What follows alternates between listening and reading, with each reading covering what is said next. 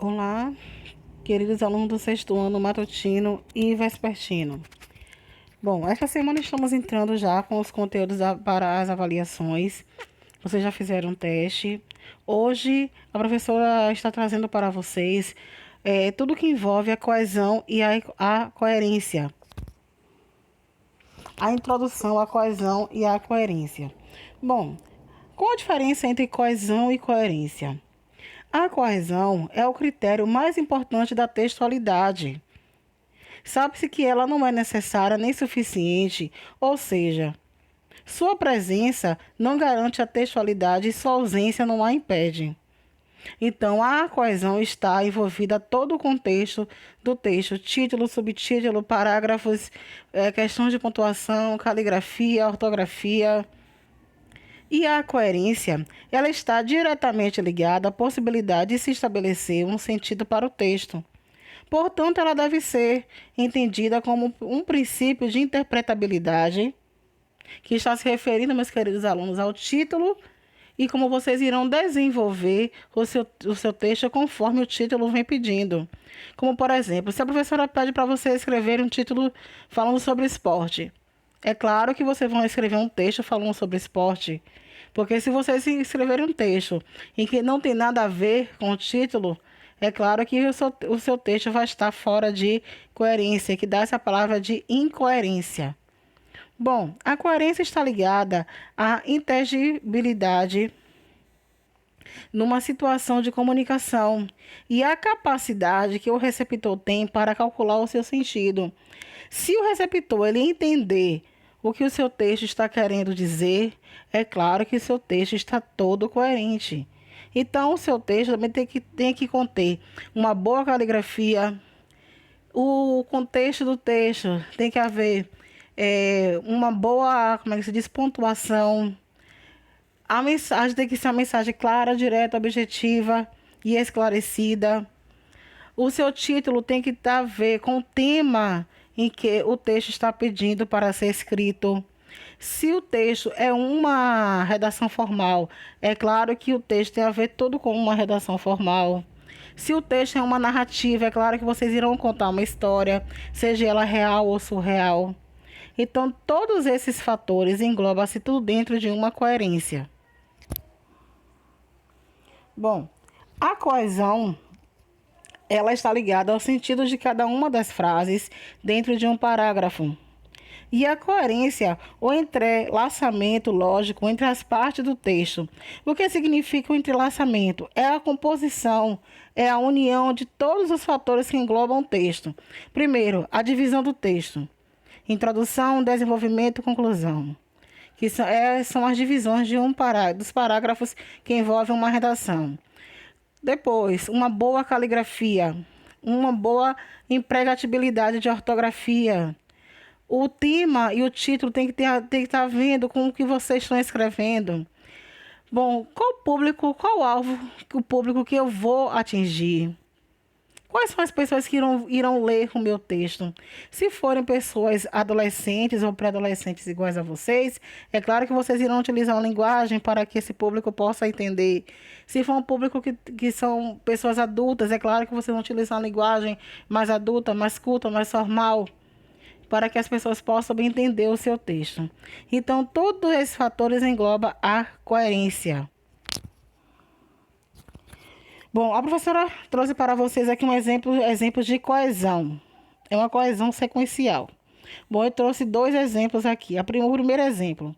A cultura brasileira é o resultado da miscigenação de imigrantes de diversas origens. No entanto, percebe-se ainda a persistência do preconceito diante das religiões não europeias. O segundo exemplo, que é outro tópico de outro texto. Pode-se não concordar com opiniões contrárias, desde que se respeite diversos pontos de vista. Bom, aqui são dois tópicos de um texto que fala sobre a cultura brasileira e toda a sua diversidade. Esses dois tópicos estão coesivos, porque não fugiram do tema. São tópicos que estão utilizando as conjunções empregadas da maneira correta. Vamos dizer assim, o jogo de palavras são palavras concordantes. uma traz concordância à outra, aplicando assim a concordância nominal, a concordância verbal também dentro dos dois tópicos. Esses dois tópicos, então, automaticamente eles estão totalmente coesivos, porque são textos que estão realmente todo adequado a uma redação formal dentro do contexto da coesão. É uma coesão sequencial, onde você inicia o tópico com um tema e o outro já vem puxando o mesmo tema, agora com outras palavras, com outros pontos de vista, em que vocês têm a explorar sobre o título que está pedindo. Eu trouxe aqui também dois exemplos de coerência. Bom, o primeiro exemplo é: doente não foi, estava aula ele. Vejam que essa frase está toda embaralhada, ela está toda incoerente. Então, automaticamente, vamos aí agrupar as palavras de maneira correta para que essa frase ela se torne coerente. Ele estava doente, não foi à aula. Então, a organização lógica é a segunda frase. Ele estava doente, não foi à aula.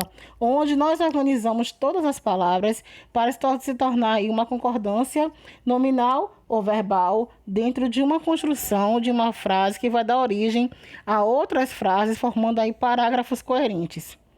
Ele estava doente, por isso não foi à aula. Claro que a relação de consequência traz aí uma coesão, porque vem relatando, explicando qual foi o motivo daquela pessoa não ter ido à aula, aquele cidadão, aquele sujeito não ter ido à aula. Então, aí dá-se aí uma classificação de coesão, é uma consequência, relação de consequência coesiva, onde vem aí duas orações coordenadas, uma puxando a outra. Claro que são duas orações independentes, mas uma dando sentido à outra. E outro exemplo de coerência. Cabeça de Bagre é um texto aqui, viu? Da música de Mamonas Assassinas. Já a professora trouxe para vocês um exemplo aqui de coerência. Loucura e sensatez, estado inevitável, embalagem de iogurte inviolável, fome, miséria e compreensão. Brasil é treta campeão. Bom, aqui são palavras que estão bem agrupadas, são palavras no sentido irônico, está ironizando a situação do Brasil. É um trecho de uma música da antiga banda Mamonas Assassinas.